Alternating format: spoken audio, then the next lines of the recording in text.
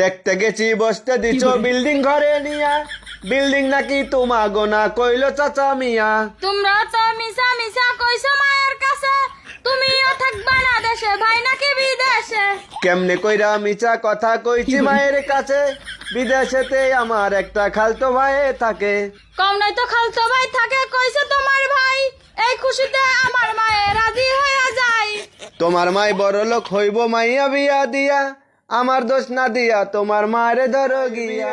ঘরে ঘরে শান্তি পাইলাম না, কত লোকের বউ চলে যায়, তুমি তো যাও না।